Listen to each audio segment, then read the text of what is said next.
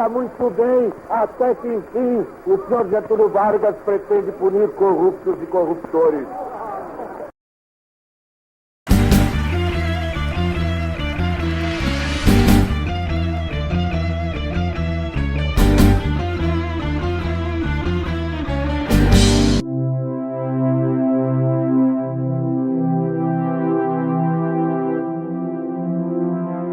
Das lembranças de sua vida pública iniciada pelas mãos de Vargas. Os 17 anos que separam sua estreia como deputado em 47 e sua deposição como presidente em 64 só amadureceram o sentimento nacionalista e o compromisso com a justiça social, razões trágicas no destino comum destes dois homens. Ao disparar um tiro contra o peito na manhã de 24 de agosto de 1954, Getúlio Vargas acabou com a própria vida e também com os planos dos adversários que buscavam o caminho do poder, na trilha aberta por um golpe de Estado.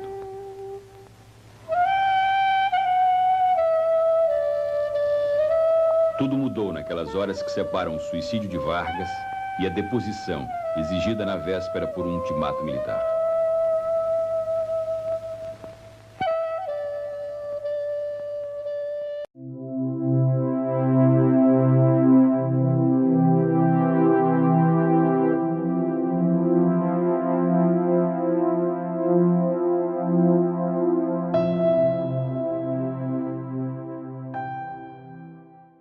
Eu sou Emiliano José. Antes de iniciar a aula, é uma espécie de conversa, diálogo que nós estamos fazendo com a nossa juventude, com o nosso povo, em torno aqui da mídia e seus crimes, da mídia e suas violações dos direitos humanos. É desta mídia que nós vamos falar. Mas antes de falar sobre a mídia propriamente, eu queria me apresentar, porque creio que as pessoas querem conhecer aqueles que são os seus professores, que a nossa juventude quer saber com quem está falando. Eu venho de longe, como é notório pela visualização que vocês estão fazendo. Eu tenho 73 anos de idade, portanto venho de longe, e venho de longe na luta política para modificar as estruturas tão desiguais que nós temos no Brasil, para enfrentar o autoritarismo sempre, para enfrentar o autoritarismo de hoje, as violências de hoje que persistem. Eu venho de longe, portanto, de uma longa caminhada. Eu venho, pelo menos, na luta política diretamente desde 1967. Eu sou paulista, mas estou há 50 anos na Bahia. Então, eu sou mais baiano do que paulista. E, portanto, a minha condição de professor especificamente, ela se fez na Bahia, onde eu dei aula 25 anos na Universidade Federal da Bahia. Dei em outros momentos também. E fui sempre um educador político, digamos. O Lenin falava em agite proprio, nas discussões sobre as atribuições dos militantes, né, políticos, dos revolucionários. Ele falava no agite próprio, agitação e propaganda. A agitação, ele dizia, é aquela da agitação, das palavras de ordem curtas, da fala que agita a população, que leva a população à luta. A propaganda, estou falando da concepção leninista, é aquela em que você desenvolve mais, em que você fala para uma parcela menor da população e você aprofunda os assuntos, forma as pessoas. Eu andei sempre nos dois territórios, nas praças públicas, sempre na agitação, porque é o comício, é a agitação mesmo, é levar a população à luta, e andei neste terreno muito, porque também já fui parlamentar em vários momentos, de vereador, a deputado estadual, a deputado federal. Então, em muitos momentos eu fiz a agitação e em tantos outros eu fiz a propaganda ou a educação, né? Na sala de aula é a propaganda no sentido da formação da nossa juventude de modo especial. Dar aula 25 anos na Universidade Federal da Bahia foi, sobretudo, o processo de educação da nossa gente, não era de agitação propriamente. E estou nessa caminhada há muito tempo, tentando contribuir com a formação da nossa gente, tentando contribuir com mudanças na cultura, que é essencial e que, creio, nós desprezamos ao longo de nossa trajetória recente.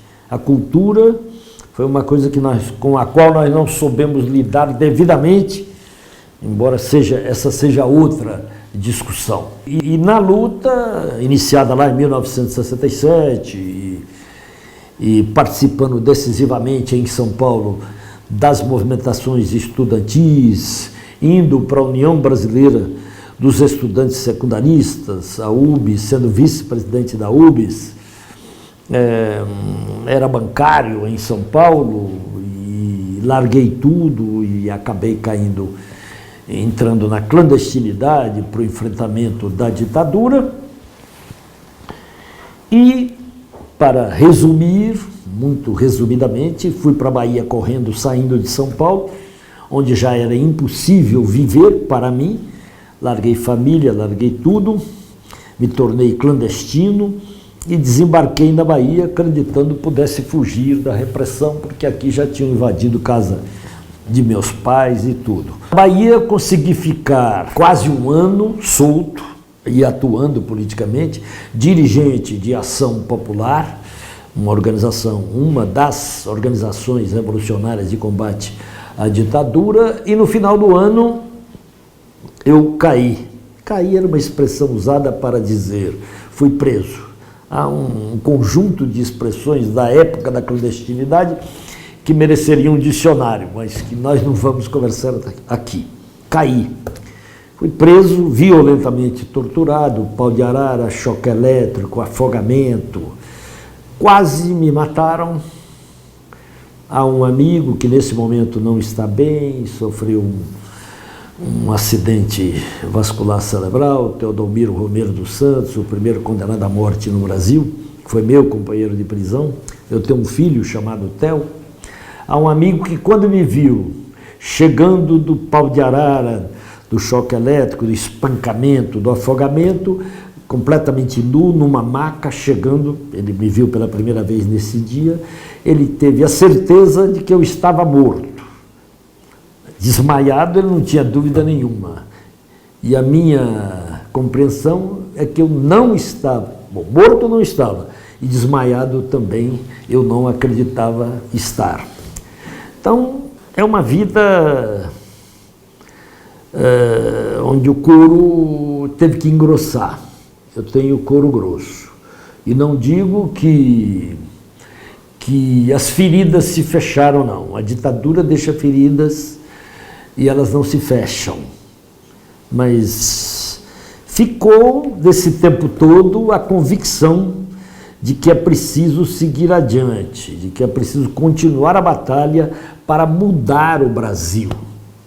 É absolutamente essencial isso. Há aqueles, e não há nenhum julgamento nisto, há aqueles que não suportam e perseguem e preferem parar ali. E às vezes há muitas razões para parar e cuidar da sua vida. Tem razão. Eu preferi não. Convicção de que a luta deve seguir adiante, eu sou parte dela, e enquanto tiver forças, enquanto tiver razão, enquanto tiver inteligência, eu quero colocar tudo isso a serviço do povo brasileiro e da transformação do Brasil. Estou me apresentando assim, para não dizer que eu sou um professor imparcial, porque há muitos professores que se acreditam imparciais e que estão acima dos alunos. Não há professor assim. O professor é sempre também aluno. É sempre aluno porque ele dialoga sempre com seus alunos. Seus alunos são elementos de ensinamento permanente. Eu sempre entendi a função de professor assim, em qualquer situação, porque você, quando é deputado, também executa isso. Quando é militante, você executa a função de mestre, mas é também sempre aluno. O professor que não pensar assim, nunca será bom.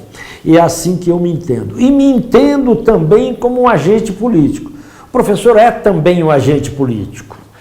É uma besteira imensa esta coisa de pretender acabar com a ideologia. Todo professor tem ideologia, defende uma ideologia, defende uma concepção de mundo. O que ele não tem o direito é de falsear, é de ser desonesto, é de pretender mudar os fatos, né? Isso é que ele não tem o direito. Agora, interpretação de mundo, cada professor tem. Visão de mundo, todo mundo tem. Quem disser eu não tenho ideologia, está expressando uma ideologia. Quem disser eu não sou de direita e não sou de esquerda, é de direita, pode ter certeza disso. Eu me digo com toda tranquilidade como um homem de esquerda, sempre, e sempre mudando, porque essa ideia de que o homem de esquerda não muda é uma ideia idiota, né? Ou ingênua, se quisermos, né? O homem sempre muda, mas eu digo, sou um homem de esquerda, com convicções profundas e um homem simples. É uma frase até do Gramsci essa. Eu sou um homem simples, comum, quando tentava elogiá-lo, mas com convicções profundas. Convicções que não significam nunca não mexer com o meu pensamento. Então, sou um professor e um companheiro de luta sempre assim, desta forma. E ao longo da vida tem sido assim. Na minha jornada, que como disse já é longa, obviamente, eu, ao sair da cadeia, depois de 4 anos de prisão, eu enveredei pelo jornalismo. Jornalismo e militância, eu também nunca separei. As pessoas dizem, o jornalista não pode ser militante. Besteira. Isso não significa, não significava e não significa que eu não possa entrevistar uma autoridade de direita e ser absolutamente fiel àquilo que ela diz. Fiz isso tantas vezes no período da ditadura e depois de sair da prisão, ouvindo Delfim Neto, Mário Henrique Simons e tantos outros, Antônio Carlos Magalhães, de quem eu fui adversário duríssimo durante minha vida política, mas se tivesse que ouvi-lo, ouvia-o, pronto, e tinha que ser fiel àquilo que ele dissesse. Então o jornalismo me tomou muito. Por isso, estou aqui conversando com vocês para falar do jornalismo.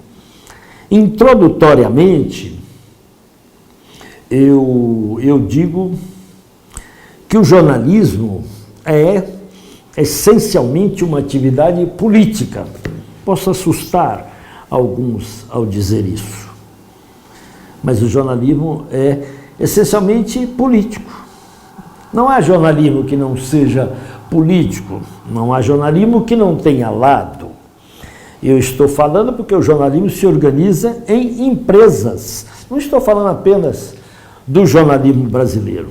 Estou falando de um jornalismo do mundo, né, sobretudo do mundo ocidental, cujas corporações têm sempre lado, aqui nos Estados Unidos, na Alemanha, na França, que seja, embora o caso brasileiro seja único, de certa forma, porque o grau de, eu vou dizer assim, licenciosidade das corporações midiáticas brasileiras é algo que não existe no mundo, ao menos no mundo o mesmo mundo capitalista, estou falando, não existe os absurdos que nós temos aqui esses monopólios, essas poucas famílias que tomam conta do jornalismo brasileiro, não existe em lugar nenhum.